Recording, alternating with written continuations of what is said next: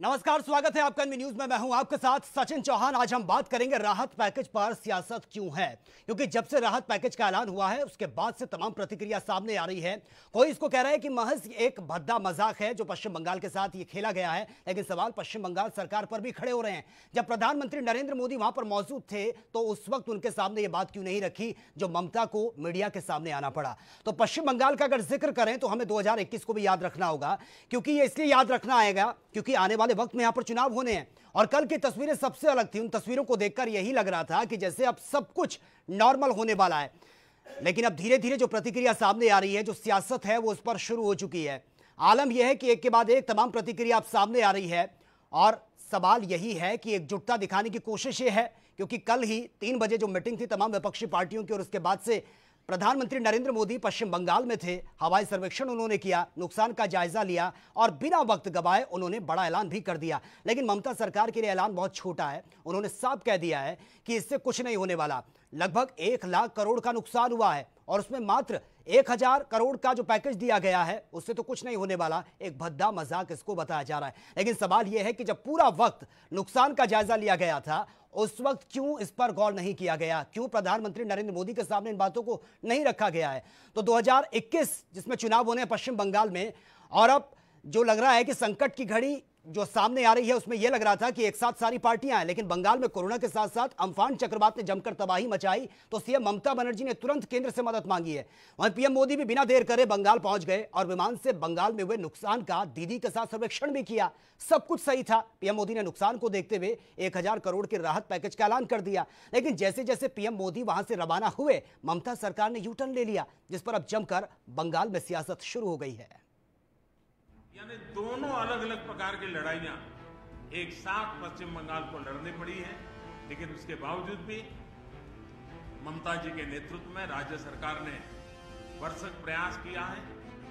भारत सरकार ने भी लगातार उनके साथ रह करके इस संकट की घड़ी में जो भी आवश्यक है, जो एडवांस में करने योग्य था, जो उसी समय करने का योग्य था और जो आगे दिनों के करने की आवश्यकता है उसको भी पूरा करने का प्रयास।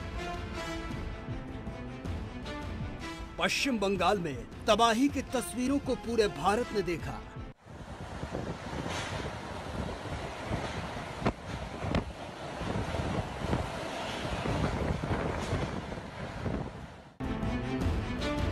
कोरोना संकट के बीच अम्फान के चक्रवात ने जमकर तबाही मचाई।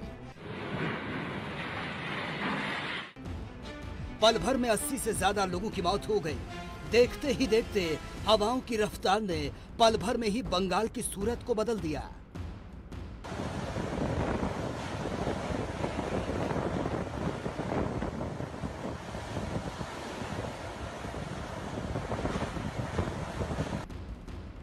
आलीशान मकानों के छत उड़ गए।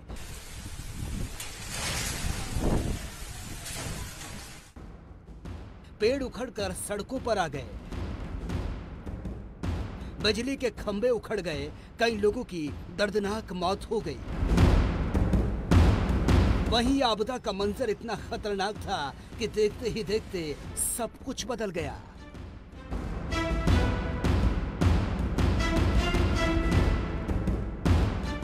हवाओं की रफ्तार इतनी तेज थी कि लोगों को समझने का मौका तक नहीं मिला। जो जहां था वो वहीं थम सा गया।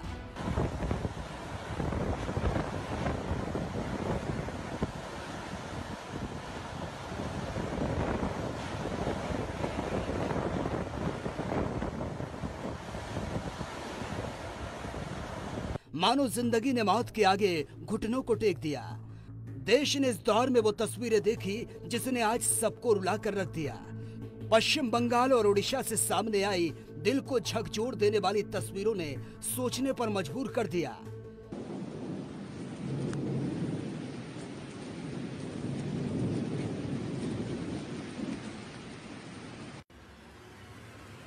बंगाल की मुख्यमंत्री ममता बनर्जी ने तुरंत प्रधानमंत्री नरेंद्र मोदी को इस संकट की घड़ी में मदद की गुहार लगाई।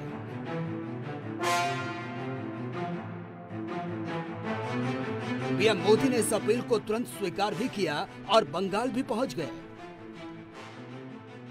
प्रोटोकॉल को तोड़ते हुए ममता बनर्जी ने पीएम मोदी को एयरपोर्ट पर रिसीव किया। साथ ही दोनों ने बंगाल के नुकसान वाले इलाकों का हवाई सर्वेक्षण भी किया। विमान में सोशल डिस्टेंसिंग का ख्याल रखा गया। सीएम ममता बनर्जी और प्रधानमंत्री नरेंद्र मोदी आमने सामने बैठे थे। इसके बाद नुकसान पर चर्चा हुई और बंगाल के लिए 1000 करोड़ का ऐलान भी कर दिया गया।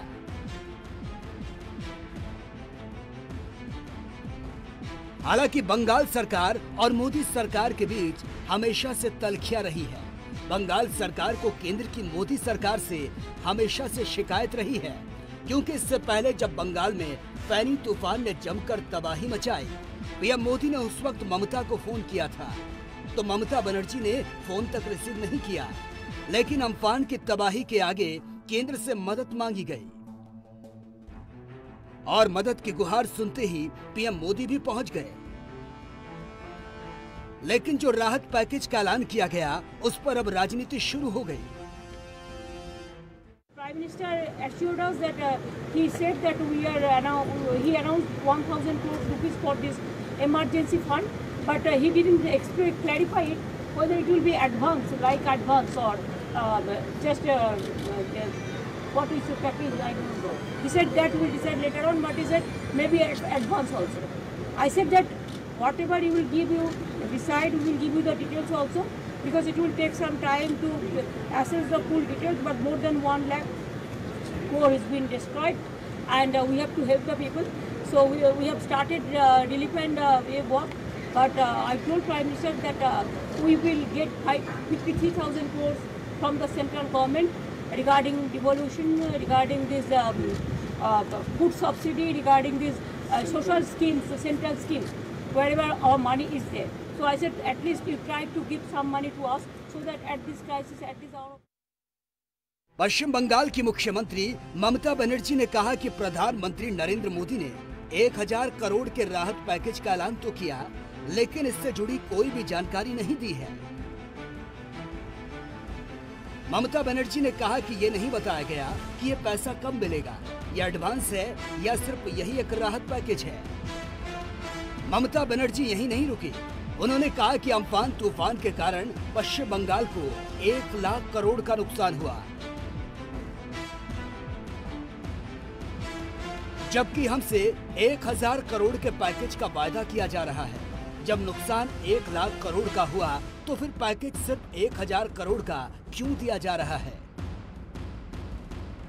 हालांकि अब इस पर राजनीति भी चरम पर पहुंच गई। बंगाल के जख्मों पर पीएम मोदी मरहम काम नहीं आया, जिसको लेकर अब पश्चिम बंगाल की मुख्यमंत्री ममता बनर्जी पूरी तरह से हमलावर नजर आ रही है। मीडिया के कैमरों के सामने ममता बनर्जी ने साफ कर दिया कितना बड़ा नुकसान हुआ, लेकिन मदद के नाम पर सिर्फ 1000 करोड़, वो भी समझ से परे कि एडवांस है या फिर यही राहत पैकेज है।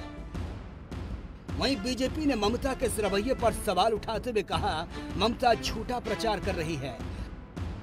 वो इस संकट की घड़ी में भी सिर्फ राजनीति देख रही है।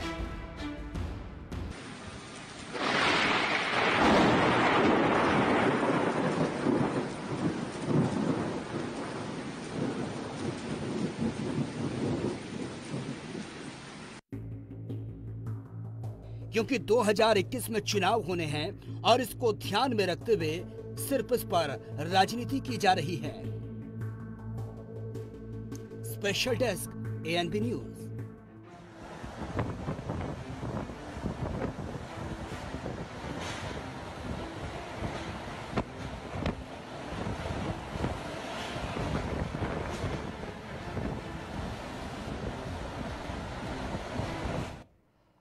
तो इस पूरी रिपोर्ट को आपने देखा, समझाने की जरूरत नहीं है। आप समझ गए होंगे कि रिपोर्ट में जिस तरह से बातें निकलकर सामने आ रही हैं कि जो पैकेज दिया गया उस वक्त तो उस पर चर्चा नहीं हुई। जैसे प्रधानमंत्री नरेंद्र मोदी वहां से रवाना होते हैं ओडिशा के लिए, उसके बाद मीडिया के कैमरों के सामने ममता बनर्जी ये कहती है कि ये किस तरीके का मजाक है, यानी कि 1 लाख करोड़ का नुकसान हुआ और उस पर सिर्फ 1000 करोड़ का मरहम लगाने की कोशिश की जा रही है। लेकिन सवाल यह है, क्या ये राजनीति चमकाने की कोशिश है, वो भी संकट की घड़ी में जब पश्चिम बंगाल पर धूरी मार पड़ी है? आज इसी पर हम चर्चा कर रहे हैं और मेरे साथ स्टूडियो में मौजूद हैं पॉलिटिकल एडिटर्स चंद्रशेखर त्रिशूल हैं। सर, स्वागत है आपका। चंद्रशेखर जी, बंगाल में जो उस वक्त हालात बने हुए हैं, हम देख रहे हैं कि एक तरफ कोरोना की मार है, दूसरी तरफ जो चक्रवात था उसने जमकर तबाही मचाई है। ऐसी स्थिति में तो दलदल की राजनीति से ऊपर उठकर धरातल पर काम करने की जरूरत है। और हमने देखा, खुद प्रधानमंत्री नरेंद्र मोदी वहां पर पहुंचे, जिस राहत की उम्मीद थी उस राहत पैकेज का ऐलान भी किया गया, लेकिन अब यह कहा जा रहा है कि यह तो ऊंट के मुंह में जीरा है। यानी कि इतनी कम अमाउंट में किस तरीके से भला होगा पश्चिम बंगाल का? देखिए, ये पैकेज और पैकेजिंग का दौर है। लगातार जिस तरह से पैकेज भी मिल रहा है, पैकेजिंग भी मिल रही है, लेकिन जो जमीनी फायदा है वो ना के बराबर है। मजदूर से लेकर बंगाल तक सब परेशान हैं। लेकिन ये जो राजनीतिक तूफान बंगाल की धरती पर इस समय उठा हुआ है, मौसम का भी तूफान है, लेकिन राजनीतिक तूफान उससे कहीं ज्यादा है।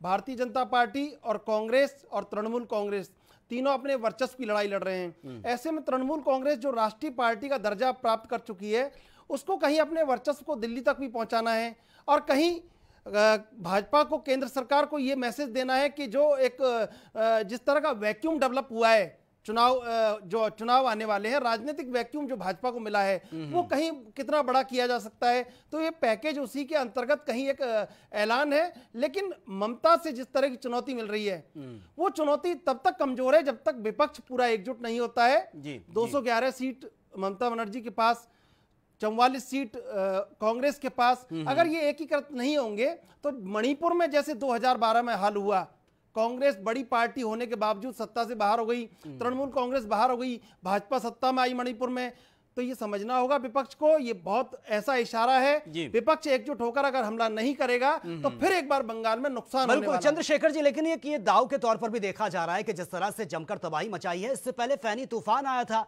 जमकर तबाही उसने भी मचाई थी, लेकिन उस वक्त जब प्रधानमंत्री नरेंद्र मोदी फोन करते हैं तो वो रिसीव नहीं किया जाता, और ये कहा जाता है कि अभी हमारे पास टाइम नहीं है, बिल्कुल भी हमारे अधिकारियों के पास टाइम नहीं है। लेकिन इस वक्त ये आजमाने की कोशिश थी कि प्रधानमंत्री नरेंद्र मोदी से राहत पैकेज की अगर हम मांग करते हैं तो देखते हैं कि कितनी जल्दी वो एक्शन लेते हैं, यहां पर पहुंचते हैं, ताकि हम ये बता सकें बंगाल की जनता को कि देखिए केंद्र सरकार कितनी गंभीर है।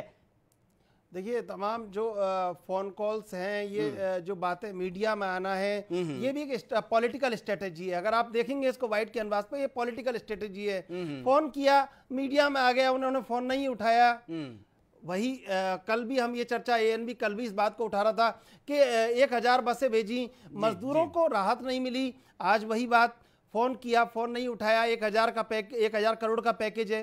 बात यह है कि जमीनी स्तर पे जो राहत आम आदमी को मिलनी है, जिस माँ माटी मानुष के नारे के साथ पश्चिम बंगाल में तृणमूल कांग्रेस पूरे लोकप्रियता के चरम पर है, उफान पर है, कहीं भाजपा ने एक वैक्यूम, पॉलिटिकल वैक्यूम वहां डेवलप किया है, उसको देखना होगा कि इन दोनों की लड़ाई में आम आदमी को कितना फायदा पहुंच रहा है। जी। लेकिन आपको लगता है, चंद्रशेखर जी, आपको लगता है कि वर्तमान में जो हालात पश्चिम बंगाल में बने हुए हैं, इस पर राजनीति की दलदल से उठकर काम करने की जरूरत है, और शायद यही वजह रही होगी कि प्रधानमंत्री नरेंद्र मोदी बिना वक्त गवाए वहां पर पहुंचे हैं। और यह भी हो सकता है क्योंकि 21 में चुनाव है, पश्चिम बंगाल की जनता का विश्वास भी जीतना है। अगर वो नहीं पहुंचते और अनुरोध उनसे किया जाता तो सवाल यह भी उठते कि देखिए कितनी गंभीरता दिखा रही है सरकार, अनुरोध करने के बावजूद भी नहीं पहुंच रहे हैं और ना ही कोई अब तक राहत पैकेज मिला है।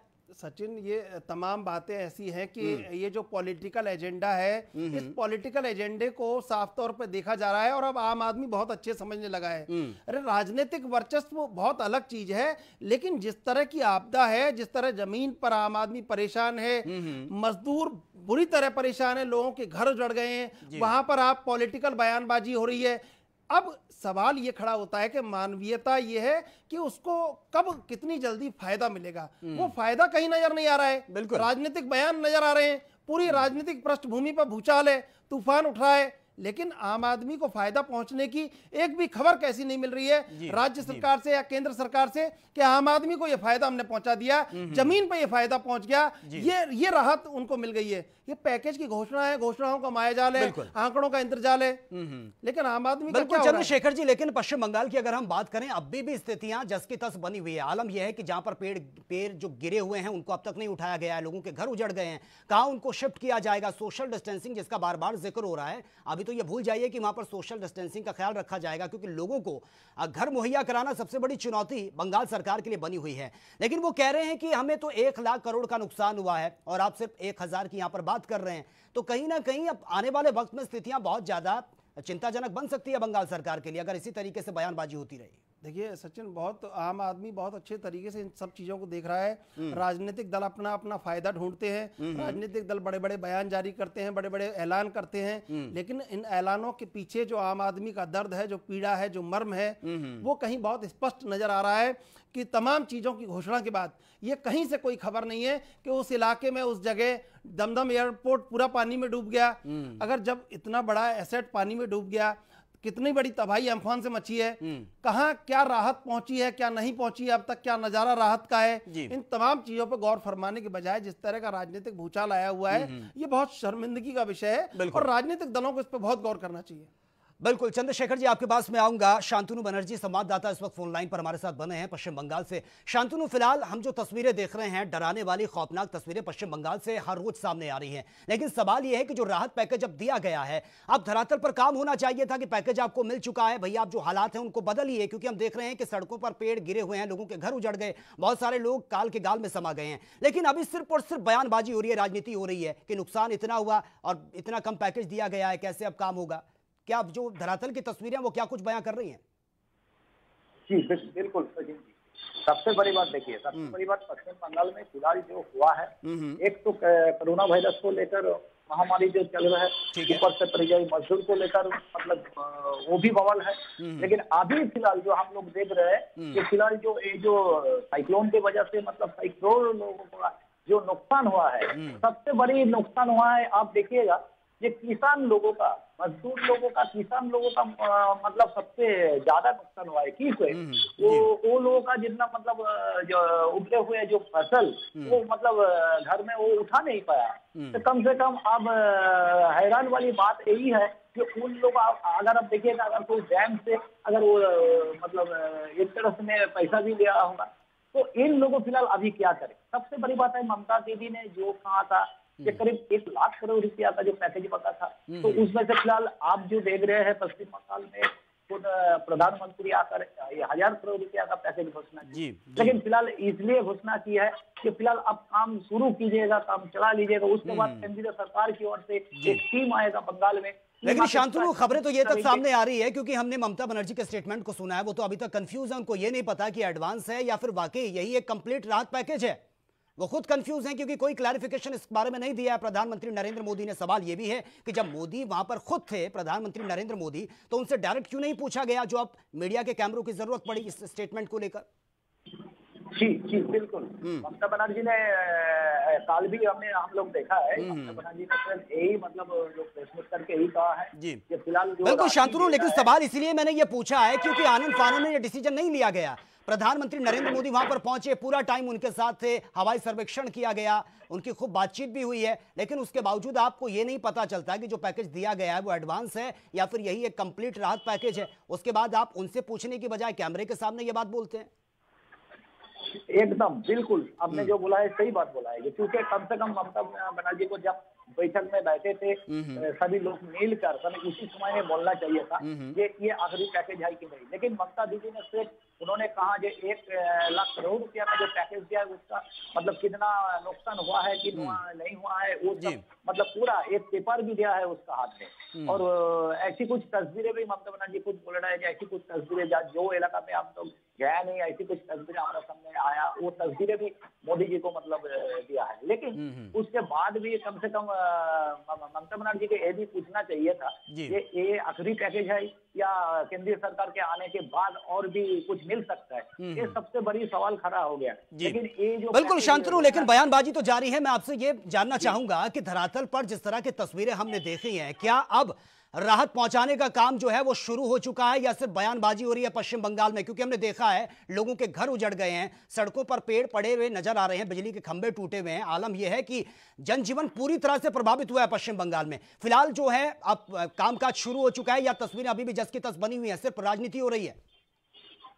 आप देखिएगा आज कम से कम 72 घंटा हो चुका है, सबसे बड़ी बात है 72 घंटा हो चुका है। अभी भी जो माहौल है पश्चिम बंगाल का, जो बांध टूट गया है, अभी भी पानी मतलब आ रहा है, गांव गांव में जा रहा है, खेती का फसल के ऊपर से पानी बह रहा है। अभी कलकत्ता में आप देखिएगा, कलकत्ता में अभी हल्ला शुरू हो गया, कहीं मोहल्ला कहीं क्षेत्र पर कम से कम 100, 150, 200 लोग जो सोशल डिस्टेंसिंग का बात आप कहते हैं, सोशल डिस्टेंसिंग नहीं मानते हैं, वो लोग बराबर बीच रास्ता में खड़ा हो गया, खड़ा होकर फिलहाल ये जो तस्वीरें हम लोग देख रहे हैं फिलहाल पश्चिम बंगाल में, क्योंकि 72 दिनों से अभी ना है, कोई पानी नहीं है, बिजली भी नहीं है, कुछ भी नहीं है घर में, मतलब ऐसी कोई मतलब जो लोग हैं जो बीमार में पड़े हैं, किसी का घर में कोई पानी नहीं है, कोई 4 माला 5 माला 10 माला जो बिल्डिंग है उस बिल्डिंग में कोई पानी नहीं है, क्योंकि काम नहीं चला रहा है।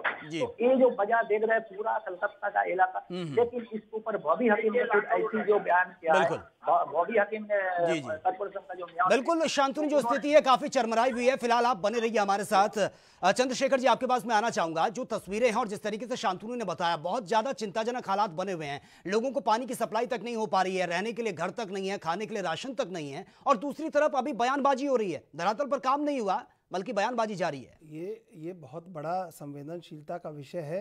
आप पिछले 50 दिनों से यही सब देख रहे हैं, लॉकडाउन में भी ये हो रहा है, उसके बाद एम्फॉन में भी ये हो रहा है।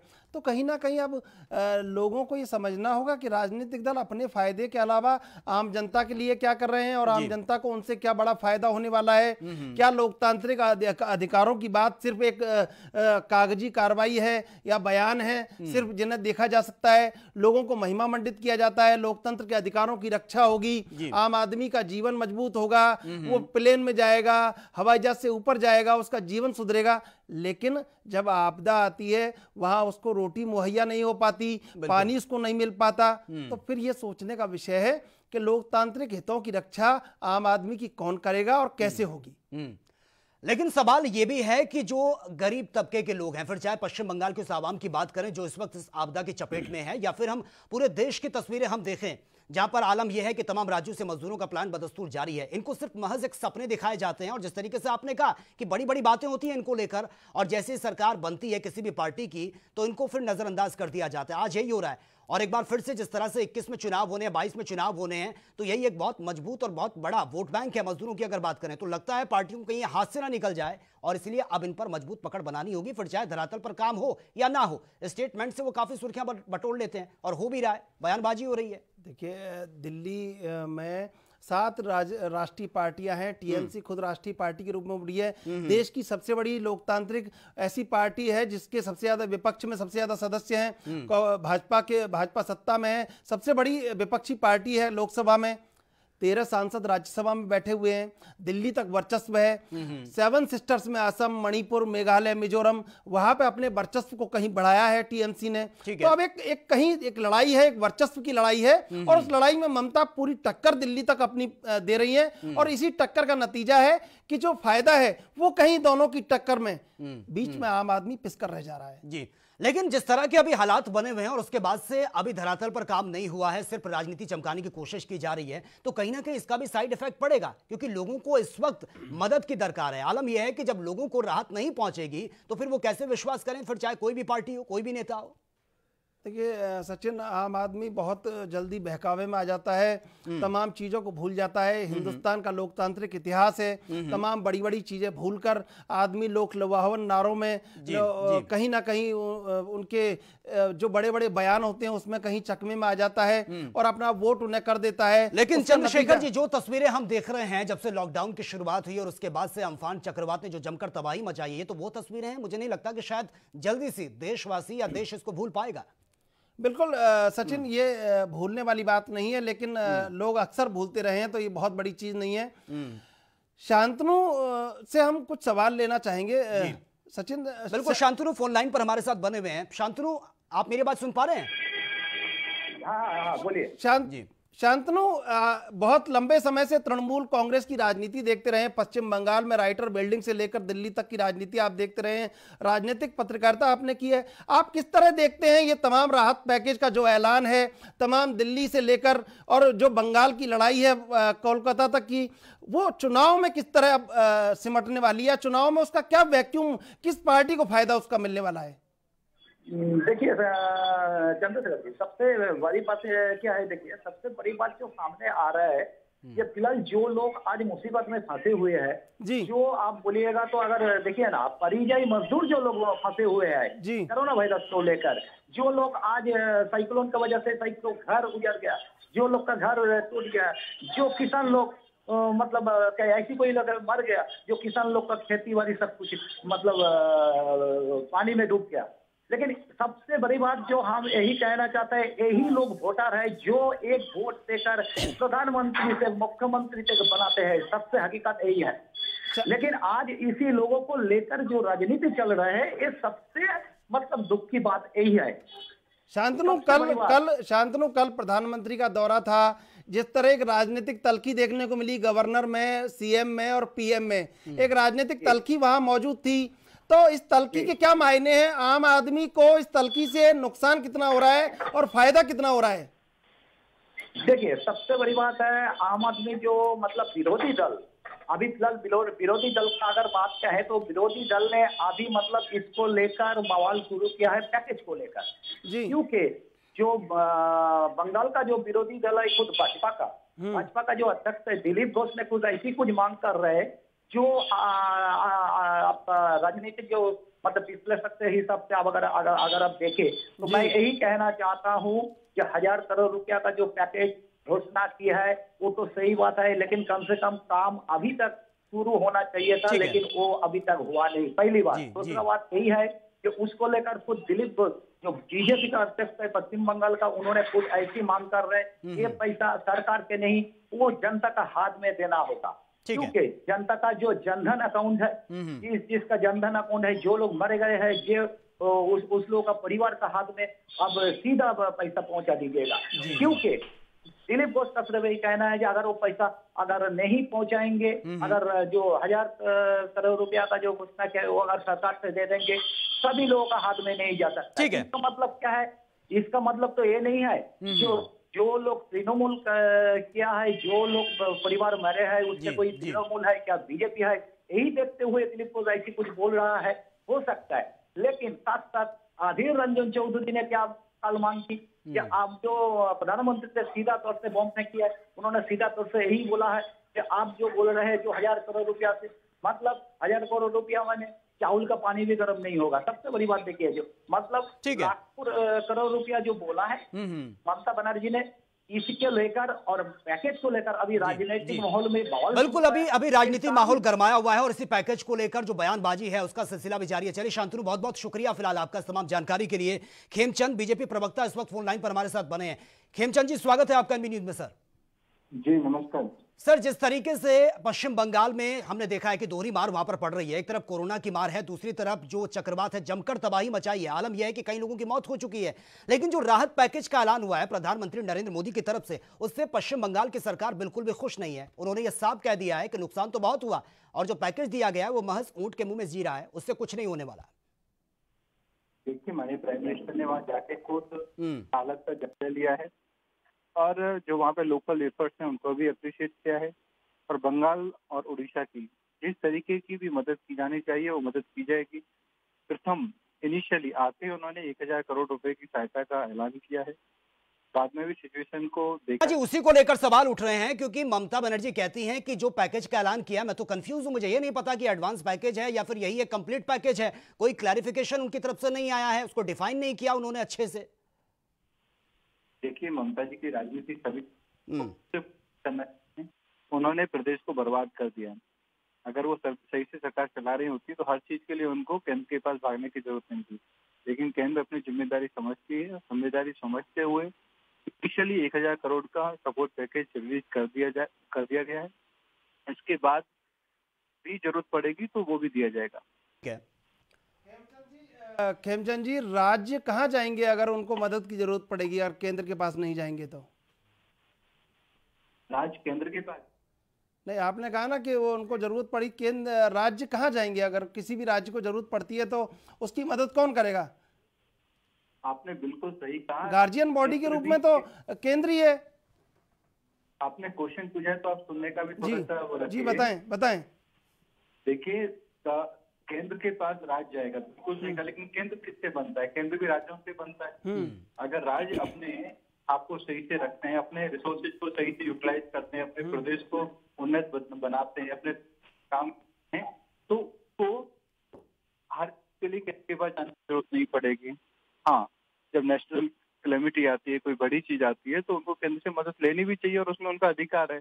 और उसी के तहत माननीय मोदी जी ने वहां जाके दौरा किया, दौरा करते ही तुरंत 1000 करोड़ की सहायता उन्होंने रिलीज की। इसके बाद भी जो भी सहायता चाहिए होगी वो दी जाएगी। और ये तो सिर्फ 1000 करोड़ की सीधी है, वहाँ पे एनडीआरएफ की टीमें लगी हुई हैं, वहाँ पे केंद्र सरकार के द्वारा जो एजेंसीज हैं वहाँ पे राहत और बचाव कार्य में लगी हुई हैं। वो सारा काम भी केंद्र के अंतर्गत आता है और केंद्र के खर्चे के अंतर्गत आता है। ऐसा नहीं कि केंद्र बंगाल और उड़ीसा की सहायता के लिए तत्पर नहीं, तत्पर है, और जो भी सहायता वहाँ पे हमारे भाई बहनों की करनी चाहिए वो की जाएगी। खेमचंद जी, एक आरोप ममता बनर्जी ने लगाया है कि क्लैरिफिकेशन अभी तक नहीं आया है कि किस तरह का ये बजट है, इसका क्या क्लासिफिकेशन है, कहाँ कहाँ ये खर्च होगा और कब तक ये आएगा। ये स्पष्टीकरण अभी केंद्र सरकार की तरफ से भी नहीं आया है, इसके बारे में आपसे जानना चाहेंगे। देखिए, कल ही प्रथम पैकेज की घोषणा की गई जी। इसको कहते हैं राजनीति करना। उस पैकेज को लेके यूटिलाइज करना, लोगों की सहायता करना, वो उनकी प्राथमिकता नहीं है, लेकिन केंद्र पे आरोप लगाना वो उनकी प्राथमिकता है। ये दिखाता है कि उनकी मानसिकता क्या है। उनकी मानसिकता काम करना नहीं बल्कि राजनीति करना है और लोगों को बरगलाना है, लोगों को बहकाना है। अगर वो तत्पर हैं शर्मा जी, वो मुख्यमंत्री हैं पश्चिम बंगाल की, उनका राइट्स बनता है, अगर किसी कोई दिक्कत उनको आ रही है सवाल उन्हीं से पूछे जाएंगे कि आपको तो पैकेज दिया गया है, उसके बावजूद भी क्यों नहीं बदली पश्चिम बंगाल की तस्वीर, तो वो तो बोलेंगी ना खुलकर कि भैया जो डिमांड की गई थी वो पूरी नहीं हुई है और 1000 करोड़ के पैकेज से क्या होगा। सवाल तो उन्हीं से पूछे जाएंगे, उनका राइट बनता है, वो बोल सकती हैं इस बात को। कोई जिम्मेदारी नहीं बनती, सिर्फ राइट बनते हैं। सबसे प्रथम तो उनकी जिम्मेदारी केंद्र की भी बनती है। सिर्फ पश्चिम बंगाल के हालात बुरे नहीं है, वहां पर तो दोहरी मार पड़ी है, वहां पर तो और ज्यादा पैकेज की जरूरत है, वो किसी से छिपी नहीं है तस्वीरें। लेकिन तमाम राज्यों की अगर हम बात करें तो वहां के हालात भी बद से बदतर हैं। आप कंसेप्ट की बात समझिए, जिम्मेदारी पूरे सिस्टम की होती है जी। केंद्र भी नहीं, अभी आपका यह स्टेटमेंट सामने आया कि आप सेल्फ डिपेंडेंसी की आप बात कर रहे हैं। अगर आप मदद नहीं करेंगे तो कैसे कोई राज्य सेल्फ डिपेंड हो सकता है। आप मजदूरों को लेकर भी यही कहते हैं कि भैया आपदा की घड़ी में अवसर ढूंढिए, आप स्वावलंबी बनिए, आत्मनिर्भर बनिए। जब आप मदद नहीं कर रहे हैं उन मजदूरों की जो खुद पैदल चलकर घर जाने के लिए मजबूर हैं, तो अब कैसे उम्मीद करें, कैसे हमारा भारत आत्मनिर्भर हो सकता है। आपकी आवाज कट रही है, लेकिन जो मेरे को समझ में आ रहा है उसके अनुसार मैं आपको बता दूं। केंद्र ने पूरी तत्परता दिखा के राज्यों की मदद की है और भी आगे कहीं की जाएगी। और ये तो मॉनेटरी मदद है, उसके अलावा नहीं। खेमचंद शर्मा जी, जितना मुझे समझ में आता है, जितनी हम तस्वीरें देख रहे हैं, वो मदद तब हुई जब बिल्कुल प्रेशर हो गया, दबाव हो गया कि भैया देखिए तमाम राज्यों से मजदूरों के निकल। क्या कर रही है मोदी सरकार, क्या कर रही है योगी सरकार। जब आपके ऊपर बर्डन पड़ा और अंडर स्ट्रेस कहूं या फिर अंडर प्रेशर करूं, तो उसी वजह से अब ये छटपटाहट थी कि ट्रेनें रवाना कीजिए, बसें लगाइए, और उसमें किस तरह से सोशल डिस्टेंसिंग की धज्जियां उड़ी, वो तस्वीरें पूरे भारत ने देखी है सर। इस पर पर्दा नहीं डाला जा सकता। आप गलत बात कर रहे हैं, ये राज्यों की जिम्मेदारी है। अच्छा, कई राज्यों ने बहुत अच्छा काम किया। नहीं, लेकिन राज्य सरकारों की तरफ से यही प्रतिक्रिया सामने आ रही है कि इंटरफेयर बहुत ज्यादा होता है केंद्र की तरफ से, हम चाहकर भी अपनी मर्जी से काम नहीं कर पा रहे हैं। और जब देखा कि हाथ से स्थितियां निकल रही है, तब यह कह दिया गया कि अगर आंकड़ा बढ़ा तो यह जवाबदेही राज्य सरकारों की होगी। अब ऐसे में ना आगे बढ़ सकते हैं ना पीछे जा सकते हैं। आप खुद समझदार हैं, आप पत्रकार हैं, सीनियर पत्रकार हैं। हमारे यहाँ पे डेमोक्रेसी है, हमारे यहाँ पे फेडरल सिस्टम है, और फेडरल सिस्टम के अंतर्गत राज्यों के पास बहुत ज्यादा अधिकार है, केंद्र के पास सीमित अधिकार है, और ये जिम्मेदारी राज्यों की होती है। और कई राज्यों ने जबरदस्त तरीके से काम किया। यूपी का एग्जाम्पल देखिए, वो भाजपा शासित राज्य थे जिन्होंने अच्छा काम किया। केंद्र ने बोला जितनी ट्रेन आपको चाहिए उतनी ट्रेन हम देंगे, और 85% जो ट्रेन का खर्चा है वो केंद्र सरकार बैन कर रही थी। लेकिन खेमचंद शर्मा जी, आपने स्टेशन की तस्वीरें देखी हैं? खेमचंद शर्मा जी, चलिए छोड़िए उन बातों को, छोड़िए। आपने ट्रेनें लगाई, बसें लगाई, वो तस्वीरें पूरे भारत ने देखी है, पर्दा आप उस पर नहीं डाल सकते। लेकिन आपने स्टेशन की तस्वीरें देखी हैं जहां पर वेंडिंग मशीन पर किस तरह से लूटपाट हुई? वो तस्वीरें आपने देखी हैं? उसी ट्रेन से श्रमिक नीचे उतरे और जो भी दुकानें थी स्टेशन पर, जो भी वेंडिंग मशीनें थी, जमकर लूटपाट हुई है। उसमें मजदूरों को ब्लेम नहीं कर सकते क्योंकि पेट की भूख थी और इस हद तक उन्होंने पहुंचा दिया। सारी तस्वीरें देख के, लेकिन आप एक बात बताइए, लोकल लॉ एंड ऑर्डर किसकी जिम्मेदारी होती है? लोकल लॉ एंड ऑर्डर राज्यों की जिम्मेदारी होती है। केंद्र सरकार के पास रेलवे है, क्या रेलवे उपलब्ध नहीं की जा रही है? नहीं, लेकिन खेमचंद शर्मा जी, आप मुझे ये बता दीजिए ना कि बड़े बड़े ऐलान हो जाते हैं, आप ये कहते हैं मजदूरों को लेकर के जो जहां है वहीं पर उनको रोकें, आगे बढ़ने ना दिया जाए। अगर उनकी मदद के लिए कोई बसें सड़कों पर उतार दे तो उनको चलने की परमिशन तक नहीं दी जाती। अब ऐसे में मजदूर कहां जाएगा? एक तरफ आप कहते हैं कि आप सुरक्षित हैं, जहां पर हैं वहीं रह जाइए, आपको ये नहीं पता कि एग्जैक्ट आंकड़े हैं कितने मजदूरों के, फिर ऐसे कैसे काम होगा? आप फिर से कंफ्यूज कर रहे हैं। मजदूरों के आंकड़े बनाने का काम फिर से राज्य सरकारों का, केंद्र का काम है सहयोग देना। सहयोग दिया जा रहा है, जितनी ट्रेन चाहिए उतनी ट्रेन दी जाएंगी। अच्छा, जब भी ट्रेन चाहिए उतनी ट्रेन दी जाएंगी, और भी जो भी मदद चाहिए वो दी जाएगी। मजदूरों को भोजन देने के लिए उपलब्ध मात्रा में केंद्र ने राशन उपलब्ध करा है, फ्री राशन देना है, उनकी व्यवस्था नहीं। लेकिन खेम सिंह जी, क्या उनका मानसिक संतुलन बिगड़ गया था उन मजदूरों का जो कई हजारों किलोमीटर सफर तय करके, जिनके पांव में छाले पड़े हैं, जो भूखे प्यासे या फिर जो हादसों का शिकार हुए हैं, क्या उनका मानसिक संतुलन बिगड़ गया था कि सरकार अगर सारी सुविधा उनको मुहैया करा रही है तो हम तो पैदल ही चलेंगे, हम तो भूखे ही मरेंगे? क्या मैं समझूं?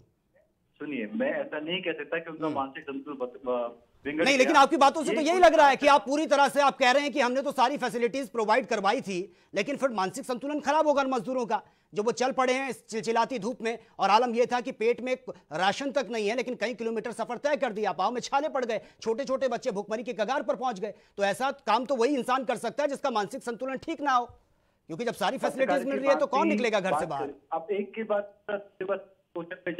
तो कुछ नहीं निकलेगा। देखिए, राज्यों को जितनी मदद देनी चाहिए तो वो दी, लेकिन कुछ राज्य जिसमें राजस्थान है, महाराष्ट्र है, छत्तीसगढ़ है, इन्होंने अच्छा काम नहीं किया। आप देखेंगे महाराष्ट्र जो मदद मजदूरों को मिलनी चाहिए थी केंद्र से, राज्यों से लेकर राज्य जो डिलीवरी है वो राज्य के पास होता है, वो मजदूर नहीं किया। उस पे बल्क में मजदूर भाई बहन महाराष्ट्र के, राजस्थान जो दिल्ली सरकार ने किया, वहां से पलायन किया। अब पलायन किया, उसकी व्यवस्था भी की गई। केंद्र को आप आरोप लगा सकते हो कि केंद्र ने उनको उपयुक्त मात्रा में केंद्रीय भंडारों से राशन उपलब्ध ना कराया हो। पूरा राशन उपलब्ध कराया गया, पूरी सपोर्ट दी गई है, लेकिन राज्य उसको डिलीवर नहीं करते, तो उसकी जिम्मेदारी आप केंद्र पे नहीं डालते। खेमचंद जी, एक सवाल है कि क्या सिर्फ गैर भाजपा शासित राज्य थे उनने बुरा काम किया, भाजपा शासित राज्य थे उनने अच्छा काम किया?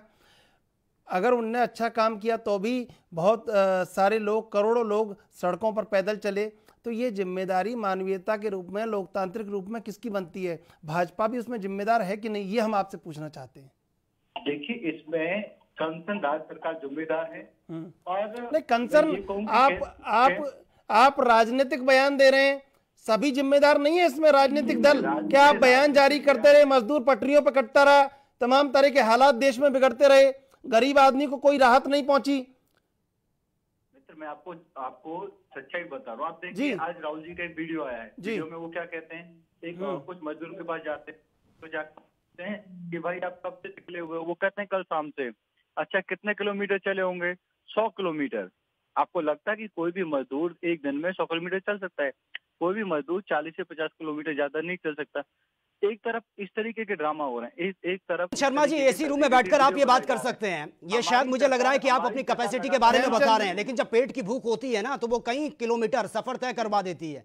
इंसान मजबूरी में कितना भी लंबा सफर तय कर लेता है। हो सकता है शायद आप कंफर्ट जोन में इस वक्त हैं, आपको इस चीज का, इस तकलीफ का एहसास नहीं हो रहा होगा। लेकिन आप राहुल गांधी के स्टेटमेंट का तो जिक्र कर रहे हैं, लेकिन वित्त मंत्री का स्टेटमेंट जो सामने आया था कि राहुल को तो उनका बैग पकड़कर दूरी तय करनी चाहिए थी, वो इस तरीके का स्टेटमेंट देती हैं, तो आप उनको किस तरीके से देखते हैं कि ऐसे वक्त में जब मजदूर पिस रहा है, जो पैदल चल रहे हैं, पांव में छाले पड़ रहे हैं, वहां पर वित्त मंत्री का यह स्टेटमेंट सामने आता है? देखिए, आप राहुल जी का ड्रामा देखिए, राजस्थान में क्या हो रहा है, अच्छा, महाराष्ट्र में क्या हो रहा है, वहां पे तो बस उपलब्ध करा नहीं रहे। नहीं, खेमचंद शर्मा जी, आपकी बातों से तो ऐसा लग रहा है कि राहुल गांधी तो चलिए ड्रामा कर रहे हैं, नहीं कर रहे वो तो वो जानते होंगे, लेकिन आपको लग रहा है कि शायद जो मजदूर हैं वो भी ड्रामा कर रहे हैं, है ना?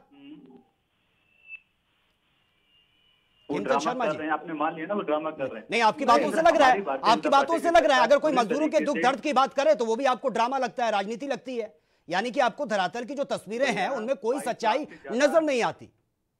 22 लाख से ज्यादा मजदूर भाई बहनों को उन्हें घर तक दिया, उनको भोजन की व्यवस्था की जा रही है।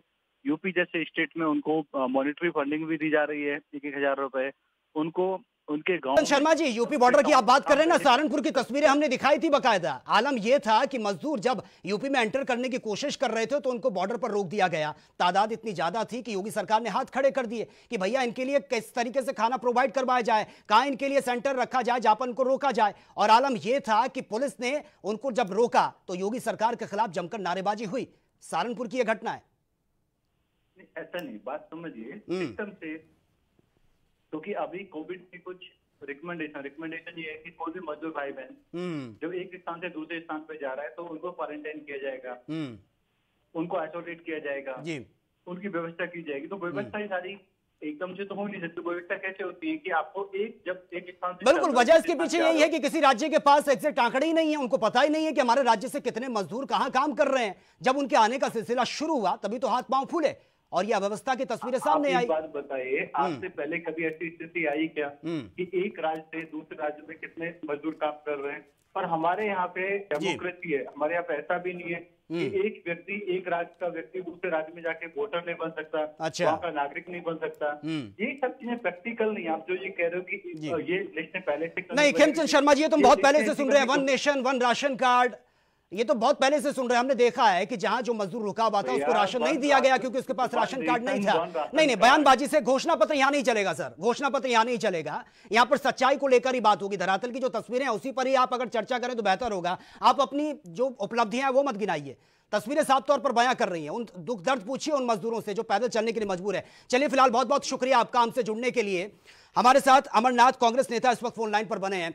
अमरनाथ जी, स्वागत है आपका। सर जी नमस्कार जी। सर, जिस तरह की तस्वीरें सामने आ रही हैं, मैं सबसे पहले पश्चिम बंगाल का जिक्र करूंगा। और राहत पैकेज का ऐलान हुआ है लेकिन अब उस पर राजनीति शुरू हो चुकी है। हालांकि होना यह चाहिए था कि धरातल पर जो तस्वीरें हम देख रहे हैं बहुत ही दर्दनाक, विचलित कर देने वाली हैं, उस पर काम नहीं हो रहा है। सिर्फ और सिर्फ राजनीति चमकाने की कोशिश हो रही है। राहत पैकेज को लेकर आपको क्या लगता है कि जितना नुकसान हुआ उतना राहत पैकेज मिला है या फिर वाकई यहां पर भी राजनीति चमकाने की कोशिश की गई है? देखिए, सीधी सी बात ये कि सरकार का रवैया हमेशा तानाशाही रहा है। अच्छा। और ये सरकार हमेशा ये जाहिर करना चाहती है कि सब कुछ हम कर रहे हैं। ये फेडरल सिस्टम को सम्मान नहीं दे रहे हैं, राज्यों को सम्मान नहीं दे रहे हैं, राज्यों पे अपनी नीतियां थोप रहे हैं।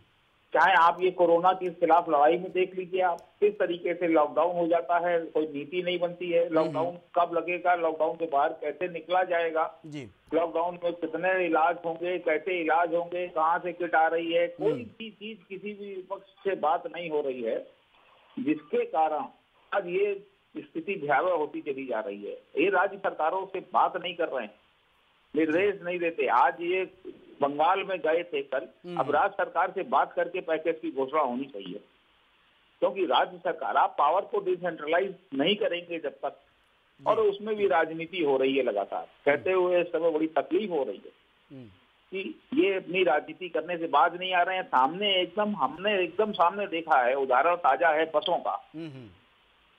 बसें आपने पहले दिन कहा 8 तो 9% ठीक है। अमरनाथ जी, विपक्ष भी एकजुट नहीं हो पा रहा है, ये बहुत बड़ी कमी है। और पश्चिम बंगाल में जिस तरह का वैक्यूम राजनीतिक डेवलप हो रहा है उसमें कांग्रेस और तृणमूल कांग्रेस महागठबंधन जो है वो भी बिखरा हुआ है। अगर आपका हमला विपक्ष मजबूत नहीं हुआ तो इस तरह की जो दुर्भावनाएं वो तो आगे और बढ़ती रहेंगी। तो ये आप विपक्ष के, मैं अपनी बात रखूं, विपक्ष के रहने की बात मजबूत की और एक होने की बात तो ये है कि समय के साथ होता भी है। और विपक्ष के एक होने के अलावा सबसे बड़ी बात ये है कि जो सरकार बैठी है उसकी डिलीवरी क्या है, वो जनता के उम्मीदों के खरी उतर रही है कि नहीं उतर रही है, या नहीं उतर रही है। और विपक्ष एक होने की बात, जहां तक है कल ही 22 दलों की बैठक हुई है और विपक्ष आज अगर कंस्ट्रक्टिव विपक्ष की बात कर रहा है और सलाह दे रहा है सरकार को कि आप पहले तो सबसे यूनिलैटरल डिसीजन, जो एक तरफा डिसीजन आपने लिए हैं, इनको वापस कीजिए। मजदूरों को पैसे की जरूरत है, हर उस आदमी को पैसे की जरूरत है जो इनकम टैक्स पे नहीं कर रहा है, बहुत ही गरीब है वो, आप उसको 75 7,500 रुपये महीना दीजिए, 10 किलो अनाज दीजिए। आप इन सब बातों को सुनने के लिए कोई तैयार नहीं है और ये धार्मिक बातें फैला के, कोई ना कोई विवाद उत्पाद फैला के ये सरकार अपनी चला रहे हैं। और सवाल पूछने पर ये मुकदमे करा रहे हैं। सवाल पूछने पर एक फट में अगर सोनिया जी ने सवाल पूछा, क्यों नहीं पूछेंगे जी? किस तरीके से पैसा कहाँ ले जा रहे हो भाई? इसका ऑडिट आप केजी का नहीं होगा, इसमें आपने विपक्ष के नेताओं को रखा है, मनमानी हो रही है, पीएम रिलीफ फंड का मजाक उड़ गया है, पूछा नहीं जाएगा। क्या आप पूछेंगे तो आप एफआईआर कर देते। लेकिन अमरनाथ जी, जिस तरह के हालात वर्तमान में बने हुए हैं, आपको नहीं लगता कि इस पर राजनीति से उठकर सबके सहयोग की जरूरत है? लेकिन अगर आप सहयोग, जी, लेकिन सहयोग को लेकर भी ये कहा जा रहा है कि कांग्रेस ने जो बसों का ऐलान किया है उसमें भी वो राजनीति कर रही है। सीधा सीधा आरोप ये बीजेपी की तरफ से लगाए जाते हैं कांग्रेस पर। अरे सर, कल भी मैंने क्या कहा कि हमने जितनी बस तुमने सही बताई उतनी चला दो। पहले तो आप एक बात समझिए कि जब केंद्र सरकार का आदेश है कि 30 जून तक किसी भी बस की फिटनेस, लाइसेंस, कोई भी कागज नहीं चेक होगा, केंद्र सरकार का आदेश है जी, उस आदेश की अवहेलना करते हुए फिटनेस की नौटंकी क्यों हुई साहब? अच्छा, हुई तो हुई, वो हुई जो हुई। लेकिन अमरनाथ जी, आपको क्या लगता है, नहीं आपको क्या लगता है कि अगर उन बसों को चलाने की परमिशन योगी सरकार दे देती तो कहीं ऐसा तो नहीं था कि हाथ से क्रेडिट निकल जाता? क्योंकि मजदूर का जो वोट बैंक है बहुत बड़ा वोट बैंक है। अभी जो आपने बात कही कि सहयोग करके चलना चाहिए, तो ये सहयोग चल रहा है। आपने खुद ही अपनी बात का जवाब दे दिया है जी। नहीं, ये सवाल बीजेपी की तरफ से लगातार सवाल उठाए जा रहे हैं कि सहयोग के नाम पर राजनीति कर रही है कांग्रेस। हम कहाँ कर रहे हैं? हम तो सहयोग दे रहे हैं, आप नहीं लेके राजनीति कर रहे हो साहब। आप उन बसों को नहीं करने दे रहे हो, राजनीति आप कर रहे हो। आप अभी इस बात को ये समझिए कि इनको ये घबराहट है कि हम श्रेय ले जाएंगे। यहाँ श्रेय का इस समय कोई मौका नहीं है। मजदूर मर रहे हैं, तकलीफ में है, पीड़ित हैं, मानवीय संवेदना के आधार पर बसें मुहैया कराई जा रही थी जी। अब उसके बाद, लेकिन अमरनाथ जी, सवाल तो ये भी उठ रहे हैं, चलिए आप बीजेपी शासित राज्यों की आप बात कर रहे हैं, लेकिन अगर हम महाराष्ट्र की बात करें या पश्चिम बंगाल की बात करें तो वहां पर भी स्थिति सामान्य नहीं है। आलम यह है कि बहुत तेजी से आंकड़ा बढ़ रहा है और अव्यवस्थाओं की अगर हम बात करें तो लगातार सामने आ रही है खबरें। नहीं, तो एक चीज आप पहले समझिए कि आंकड़ा बढ़ा रहा है, इसमें किसी की जिम्मेदार हम नहीं ठहरा सकते, लेकिन व्यवस्था, इंफ्रास्ट्रक्चर, टेस्टिंग, नहीं जिम्मेदार, आपने कहा जिम्मेदार नहीं ठहरा सकते, लेकिन कांग्रेस की तरफ से सवाल यह भी उठाया जाता है कि जो लॉकडाउन जब बढ़ाया गया है इस वजह से ना तो आंकड़ों पर लगाम लग पाई है, अर्थव्यवस्था पूरी तरह से चरमरा गई है। मैं तो यही बात कह रहा हूं ना कि कोई आपने किसी से बात नहीं करी है, आप एक तरफा काम करते चले जा रहे हैं। बहस शुरू करने से पहले मैंने कहा, सबसे पहले कल ही 22 दलों की बैठक हुई, यही तय हुआ कि सरकार पहले तो अपने एक तरफा फैसलों को वापस ले जी। सरकार फेडरल सिस्टम में विश्वास नहीं कर रही। लेकिन जो बैठक हुई है उसमें भी एकजुटता का अभाव कहीं ना कहीं देखने को मिला है सर। नहीं, देखिए, अब एकजुटता का मतलब ये नहीं होता कि सब राखीबान भाई बैठे हुए हैं, या हो रहा है। राजनीति में सब एकजुट होते हैं, राजनीति में एक ही मुद्दा है सबका कि जनता की सेवा होनी चाहिए, और उसमें जहां जो फेल होगा वो जनता से मार खाएगा। जो फेल होगा, बेसिक तो ये है देखिए।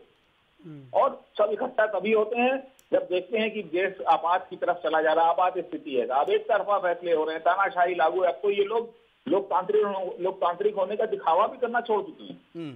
अभी तक तो दिखावा था लोकतांत्रिक है, एक तरफा फैसले बात में आप सवाल करेंगे तो आपके ऊपर मुकदमा हो जाएगा। पूछो मुकदमा क्यों किया है, तो कोई जवाब नहीं है इस बात का। अमरनाथ जी, जिस तरह के हालात पश्चिम बंगाल में है, कांग्रेस की तरफ से भी अभी कोई बड़ा बयान नहीं आया। राहत पैकेज पर ममता अकेली लड़ रही है केंद्र से, तो कांग्रेस को भी बोलना चाहिए था कि ये सब बोलेंगे। देखिए, मैंने क्या कहा, सब बोलेंगे, मौका तो आएगा। अभी तो राहत पैकेज इन्होंने पूरा अभी आकलन ही नहीं किया है। राहत पैकेज 1000 करोड़ रुपए दे के आए हैं, अभी तो आकलन नहीं किया। जब तक स्टेट के चीफ मिनिस्टर से, स्टेट की सरकार से बात करके नुकसान का आकलन नहीं होगा, कोई दिल्ली में बैठकर नुकसान का आकलन थोड़ी ना कर लेंगे कागजों। अमरनाथ जी, 2021 में चुनाव है पश्चिम बंगाल में, किस तरह देखते हैं चुनाव को? कांग्रेस या महागठबंधन पूरी तरह एकजुट हो पाएगा और हमला कर पाएगा, या फिर बिखरा हुआ रहेगा विपक्ष इस बार? देखिए, निश्चित है कि बिखरा हुआ नहीं रहेगा। जनता ने अपना मूड बना लिया है। भारतीय जनता पार्टी की जिस तरह से छलावा, धोखेबाजी, इसमें किट में 245 की किट 600 में खरीदना, सुप्रीम कोर्ट में मुकदमा है, वेंटिलेटर जिस तरीके से इन्होंने कोई टेस्टिंग नहीं करी है। आज क्वारंटाइन सेंटर के जो इंतजाम थे, सब देख रहे हैं लोग आंखों से। अगर स्वयंसेवी संस्था, ठीक है, अमरनाथ जी, एक आखिरी सवाल आपसे पूछना चाहूंगा सर। जिस तरह से पश्चिम बंगाल में स्थिति बनी हुई है, आलम यह है कि खुद प्रधानमंत्री नरेंद्र मोदी वहां पर पहुंचे, नुकसान का जायजा लिया और एक साथ एक विमान में नजर आए ममता बनर्जी और प्रधानमंत्री नरेंद्र मोदी। ऐसा लगा कि शायद अब जो तलखियां वो कम हो सकती हैं, लेकिन जैसे ही प्रधानमंत्री मोदी वहां से रवाना हुए, यू टर्न ममता सरकार ने लिया। लेकिन सवाल यह है कि जब मोदी ने इतना टाइम स्पेंड किया ममता के साथ, तो उस वक्त तो यह जिक्र नहीं किया गया कि भैया आप डिफाइन कर दीजिए जो आप 1000 करोड़ का आपने ऐलान किया है कि एडवांस पैकेज है या फिर कंप्लीट यही पैकेज है। लेकिन जैसे ही वो रवाना हो जाते हैं उसके बाद मीडिया के कैमरों की जरूरत पड़ती है, उसके बाद कहा जाता है कि कुछ भी उन्होंने नहीं बताया। मैं तो कंफ्यूज हूं, राजनीति की शुरुआत किसने करी है?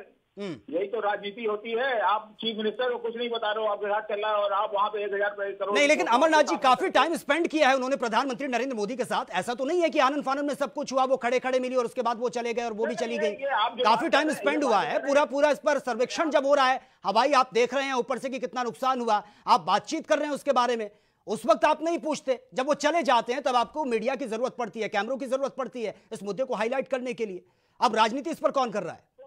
अरे ये कोई दो दोस्तों की बात थोड़ी हो रही है। इसमें तो होता क्या है, पीएम ने ये कहा होगा कि अब हमने देख लिया है, अब हमारी पूरी टीम लगेगी, आकलन करेगी नुकसान का क्या हुआ है, बिजली का, सड़क का, मकानों का, तमाम तरह के नुकसान है। केंद्र राज्य सरकार भी एक दिन में नहीं बता पाई। ठीक है, आकलन होगा, 2-3 रोज लगेंगे, 24 घंटे 12 घंटे कुछ लगेंगे, जिले से रिपोर्ट आएगी। उसके बाद तो आपको नुकसान तय करना है। ममता बनर्जी कह रही है 1 लाख करोड़ के करीब नुकसान हुआ है, केंद्र सरकार बताए उनका आकलन क्या कह रहा है, फिर कितना पैसा दे रहे हैं वो। पीएम ने तो एक जल्दी नहीं, बिल्कुल अमरनाथ जी, लेकिन ये जरूरी हो जाता है कि इस राजनीति से उठकर हमें पश्चिम बंगाल की तस्वीर को बदलना होगा। आलम यह है कि दोहरी मार झेल रहा है इस वक्त पश्चिम बंगाल, बिल्कुल, लेकिन इस राजनीति से उठना होगा। इस राजनीति से ऊपर उठ के हमें गरीब जनता के बारे में सोचना होगा, फिर चाहे कोई भी पार्टी हो, किसी की भी सरकार हो। चलिए, बहुत बहुत शुक्रिया अमरनाथ जी आपका हमसे जुड़ने के लिए, अपनी बात हम तक पहुंचाने के लिए। अरविंद जयतिलक हैं, राजनीतिक एक्सपर्ट हैं, इस वक्त हमारे साथ फोन लाइन पर। अरविंद जी, स्वागत है आपका। जी धन्यवाद सर। जिस तरीके का माहौल इस वक्त देखने को मिल रहा है देश में, आलम यह है कि एक तरफ कोरोना का संकट, दूसरी तरफ इस चक्रवात ने पश्चिम बंगाल में जमकर तबाही मचाई है। आलम यह है कि धरातल पर अब तस्वीर बदलने के लिए सभी पार्टियों को एकजुट होना चाहिए था, लेकिन ऐसा होता नजर नहीं आ रहा। सिर्फ और सिर्फ बयानबाजी और राजनीति हो रही है। किस तरीके से आप देखते हैं इसे? देखिए, राजनीति मौके की मोहताज होती है। हर एक राजनीतिक दल की चेष्टा होती है सत्तारूढ़ होना। उसके लिए इन प्रकार जो कुछ भी संभव हो वो करने के लिए तैयार होते हैं। उनके लिए न तो राष्ट्रीय महत्व का मुद्दा उसमें शामिल होता है और न ही मानवता का। दरअसल उनका पूरा मकसद किसी तरह सत्ता सिंहासन हासिल करना होता है। पश्चिम बंगाल की आप जो है राजनीतिक परिदृश्य को देखिए तो कुल मिलाकर के वही दिखता है। आप देखिए कि 2021 में पश्चिम बंगाल का चुनाव है, अभी 2019 का लोकसभा का जब चुनाव हुआ तो 42 सीटों में जो है ममता बनर्जी जो है 22 सीटों पर सिकुड़ गई और भारतीय जनता पार्टी 18 सीट लेने में कामयाब रही। यानी उनके 10 सीट का नुकसान हुआ और लगभग भाजपा को 40% वोट मिला। और चूंकि 294 वाले विधानसभा में आज की तारीख में भाजपा अपने सहयोगी दलों के साथ 6 है, लेकिन उसका जो है रणनीति जो है 250 का। चूंकि ममता बनर्जी को लगता है कि कहीं प्रधानमंत्री का दौरा जो है भारतीय जनता पार्टी को राजनीतिक ऊर्जा न दे दी, इसलिए कहीं ना कहीं जो है विरोध का राग आलाप रही है। लेकिन ये दुर्भाग्य है। देखिए, कोरोना संकट के साथ जिस तरह तूफान आया है, 72 लोगों की जान गई है, उसमें संवेदनशीलता से बिल्कुल। अरविंद जी आपको रोकना चाहूंगा। पॉलिटिकल एडिटर चंद्रशेखर त्रिशूल आपसे कुछ पूछना चाहते हैं सर। अरविंद जी, राजनीतिक मौका तो कभी भी कोई भी तलाश लेता है। मणिपुर में 28 सीटें कांग्रेस जीतती है 2012 में, 10 सीटें तृणमूल कांग्रेस जीतती है और उसके बावजूद भी भारतीय जनता पार्टी 0 से 21 सीटें जीत के और गठबंधन करके सरकार बना लेती है। ठीक है, तो आपको लगता नहीं है कि राजनीतिक जो फायदा है राजनीतिक दल ज्यादा तलाश रहे हैं और इसमें जो लोकतांत्रिक हित है वो हाशिए पर आ गए हैं? आप इसको किस तरह देखते हैं? बिल्कुल आपने सही कहा। देखिए, भारतीय लोकतंत्र में नैतिकता सिद्धांत की बात अब सब कुछ बेमानी हो गया। मैंने पहले ही कहा कि राजनीति मौके की मोहताज होती है, सत्ता तक पहुंचना, राजनीतिक निष्ठाएं रातों रात बदल जाती है। एक सरकार जो है विधवा होती है, दूसरी सरकार सुहागन हो जाती है, एक रात का फर्क होता है। और जितने भी निष्ठावान राजनीतिक सैद्धांतिक विमर्श वाले भी जो होते हैं वह जो है अपने हिसाब से जो है अपने विचारधारा को, अपने सिद्धांत को, अपने राजनीतिक विस्तार को ऊंचाई देते हैं। और इस मामले में चाहे भाजपा हो, कांग्रेस हो, कोई भी पार्टी हो, दूध की धुली नहीं है। किसी भी पार्टी से यह उम्मीद करना कि वह सैद्धांतिक तौर पर अपनी विचारधारा से ग्रसित है तो वह जो है एकदम संभव ही नहीं। आपने देखा होगा कि करीब जो है शुरुआती दौर में जब राजनीतिक जमात जो है राजनीतिक प्रशिक्षण के तहत जो है सिद्धांत नीतिगत कार्यक्रम का जो प्रशिक्षण दिया करता था, आज की तारीख में कोई भी राजनीतिक दल का प्रशिक्षण कार्यक्रम नहीं चल रहा है। तो स्वाभाविक रूप से जब कोई प्रशिक्षण नहीं है, सिद्धांत नहीं है, तो राजनीति में उछल कूद तो मचेगी। और इसमें यह कहना कि कौन सी पार्टी साफ सुथरी है, कौन अच्छी है, यह बेमानी होगा। अरविंद जी 2021 में चुनाव होना है पश्चिम बंगाल में, विपक्ष पूरी तरह बिखरा हुआ है, एकजुटता की बात हो रही है। 44 सीटें जीत के राष्ट्रीय कांग्रेस पार्टी अच्छे स्थान पर रही है पिछली बार पश्चिम बंगाल में, लेकिन 211 सीट के कहीं तृणमूल कांग्रेस अपना वर्चस्व स्थापित कर चुकी है। आपने जैसे कहा कि लोकसभा में कांग्रेस कहीं बीजेपी बढ़ी है, लेकिन जो विधानसभा छत्रपों का जो एक स्तर है, उस छत्रपों के स्तर में ममता बनर्जी का कद इतना बड़ा हो चुका है कि उनकी पार्टी 7 राजनीतिक पार्टियों में आ चुकी है। चुनाव आयोग ने 22 अगस्त 2016 को एक नोटिफिकेशन जारी किया कि जो राष्ट्रीय पार्टियों की समीक्षा है वो अब 5 साल की बजाय 10 साल में होगी। तो एक बसपा, भाकपा, माकपा को एक मौका मिल गया। अब आप इसको किस तरह देखते हैं कि जब चुनाव होगा तो तृणमूल कांग्रेस जो 7 सिस्टर में अपना दखल दे चुकी है, मणिपुर, मेघालय, मिजोरम सब जगह पहुंच चुकी है, असम, त्रिपुरा, झारखंड पहुंच चुकी है, तृणमूल कांग्रेस का जिस तरह कद बढ़ रहा है, इसको किस तरह देखते हैं? अगर तृणमूल कांग्रेस दोबारा अपना वर्चस्व स्थापित करती है तो क्या ये बीजेपी के लिए केंद्र में चुनौती नहीं है? बिल्कुल चुनौती। देखिए 2016 के विधानसभा चुनाव में तृणमूल कांग्रेस के पास 211 सीट थी, कांग्रेस के पास 44 थी। तो स्वाभाविक रूप से कांग्रेस की पूरी कोशिश होगी कि पश्चिम बंगाल के अलावा जो नॉर्थ ईस्ट 7 सीटर है उसमें जो उसकी महत्वपूर्णता बढ़े। लेकिन केवल सोचने से या बहुत कुछ कल्पना करने से कोई राजनीतिक विस्तार नहीं हो जाता है, उसके लिए कड़ी मेहनत और परिश्रम करना दिखता होना चाहिए। और दूसरी महत्वपूर्ण बात यह कि चूंकि तृणमूल कांग्रेस जो पश्चिम बंगाल में इतना उसका कद मजबूत हो चुका है और भारतीय जनता पार्टी का सीधे केंद्र की सरकार के खिलाफ मुखालफत कर रही है। यहाँ तक कि आपने देखा कि किस तरह से भारतीय जनता पार्टी की सरकार जो केंद्र वाली है उसके खिलाफ ममता बनर्जी सड़क पर उतर करके थाली पीटती नजर आई, उनकी खुली मुखालफत करती है। तो कांग्रेस के लिए देखिए स्पेस अब कम होता जा रहा है। लेकिन जिस तरह से केंद्र में कांग्रेस जो अभी जो कोरोना संकट को लेकर के भाजपा के ऊपर पलटवार की है, तो स्वाभाविक रूप से उसका भी जो है कहीं ना कहीं धारणा और परसेप्शन जो है देश में जा रहा है। तो देखिए राजनीतिक धारणाओं का खेल होता है। इस खेल में 2021 वाले चुनाव में जो भी राजनीतिक दल जो है भाजपा के सीधे मुकाबले अगर लड़ते नजर आएंगे, वार करते नजर आएंगे, उनको सीधा फायदा चंद्रशेखर जी उसको मिलना तय है। बिल्कुल बिल्कुल। चलिए अरविंद जी, समय का अभाव है, आपको रोकना चाहूंगा। बहुत बहुत शुक्रिया फिलहाल आप काम से जुड़ने के लिए। फाइनल कमेंट चंद्रशेखर त्रिशूल जी आपसे। देखिए सचिन, निश्चित रूप से राजनीति बहुत अच्छी बात है, लोकतांत्रिक हितों को देखना ये बहुत गलत बात है कि लोकतांत्रिक हितों को राजनीतिक दल नहीं देख रहे हैं। राजनीतिक बयान अपने प्रचंड और अपने चरम पर हैं। रोज राजनीतिक बयानों को देख के जो आमजन दुखी है, कहीं उसका जो कहीं एक दिल में एक संवेदना प्रकट हो रही है कि नेता इतने बड़े बड़े बयान देते हैं लेकिन उनका फायदा हमें नहीं मिल पा रहा है। तो फिर ऐसा लगता है कि 21वीं सदी का भारत कैसे, ये तो वही 20वीं सदी का भारत है। बिल्कुल, जिस तरह की तस्वीरें सामने आ रही हैं इसमें गंभीरता से विचार करना होगा, क्योंकि इस तरह से काम नहीं चलेगा कि सिर्फ आप अपनी राजनीति चमकाते रहें। चलिए चंद्रशेखर त्रिशूल जी, आपका भी बहुत बहुत शुक्रिया, जिस तरह से विचार आपने रखे। आलम यह है कि अब सियासत जो है वो जारी है, एक दूसरे पर आरोप प्रत्यारोप की राजनीति हो रही है, लेकिन धरातल की तस्वीरों की हम बात करें तो कुछ भी बदलता हुआ नजर नहीं आ रहा है। आलम पश्चिम बंगाल में हालात ये हो चुके हैं कि दोहरी मार इस वक्त पश्चिम बंगाल पर पड़ रही है। तमाम राज्यों में हम देख रहे हैं कि मजदूर प्लान करने के लिए मजबूर हैं, सिर्फ और सिर्फ बयानबाजी होती है, कागजों पर बड़ी बड़ी बातें मेंशन कर ली जाती हैं, लेकिन धरातल पर कुछ भी बदलता हुआ नजर नहीं आ रहा है। अब जरूरत है कि दलदल की राजनीति से हमें ऊपर उठना होगा ताकि देश की जो धरातल की तस्वीरें हैं उनको हम बदल सके और आने वाले वक्त में इस महामारी से भी निजात मिल सके। तो फिलहाल मेरे साथ इतना ही। तमाम खबरों के लिए आप बने रहिए एएनबी न्यूज के साथ। नमस्कार।